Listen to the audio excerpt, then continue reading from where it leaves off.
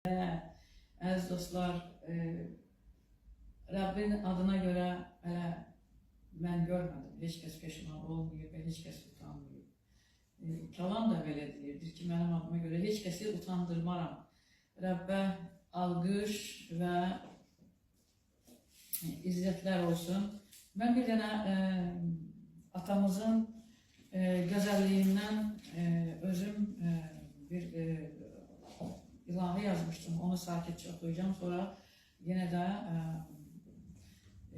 internete yani musikiye üst tutarıq Rabbin adıyla. Bizim atamız kimdir? Bizim atamız necədir? Bizim atamız bizi ne kadar sevir? Bizim atamız bize neler verdi aziz dostlar? Gəlin bir yerde yani çoktur saymaqla qurtarmaz ama ben bir 3 küpletlə tam yani Rabbin gözəlliklərindən istəyərdik. Bir yerdə oxuyaq Rabbin adıyla. Həzin, sakit və gözəl bir ilahidir. Mənim atam yaradandır,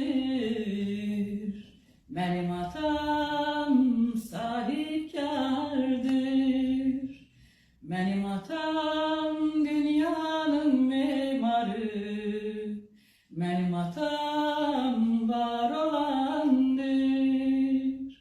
Yaradanına gel dostum,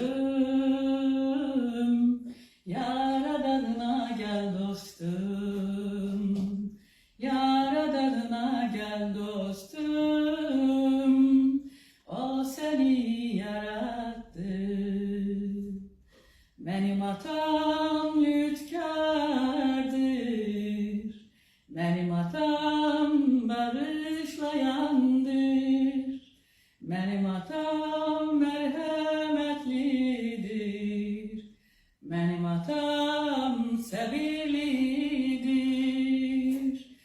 Lütfüne gel dostum, lütfüne gel dostum, lütfüne gel dostum, o seni bağışladı. Mənim atam sevendir, mənim atam qucaqlayandır, mənim atam İsa Məsihdir, onun adı sevgidir. Sevgisine gel dostum, sevgisine gel dostum, sevgisine gel dostum, o seni çok sevir. Haleluya, haleluya, onun sevgisine, onun ışığına, onun nuruna toplaşar aziz dostlar. Kimin evinde, ailesinde helakilası dadmayan, Rabbin sevgisini dadmayan kimler varsa onlara yüzümüzü tuturuq. Rabbin sevgisine gel dostum. Rabbin sevgisine gel ey insan oğlu. Rab seni çok sevir, çok sevir. İsa Mesih'in adıyla. Amin, amin, amin. Aziz dostlar, herkes imanlı, herkes istəyir ki onun ailesi, bütün ailesi yani o kadar Rabbin sevgisini dadırıq ki, o kadar səbirsizlənirik ki, bütün ailemizin xilasa gəlməməyinə, möcüzəylə baxırıq ki, niye gəlmirlər, niye İsa'nın sevgisini dada bilmirlər, niye böyle olur? Yani çok məyus oluruq, çok təmkin oluruq. Mənim də ailemdə var, yani her birimizin ailesinde böyle insanlar var. Və gəlin bir yerdə iqrar edəyək, mən və mənim ailəm necə Rabbin hizmetində duracaq. Bunu kim demişti?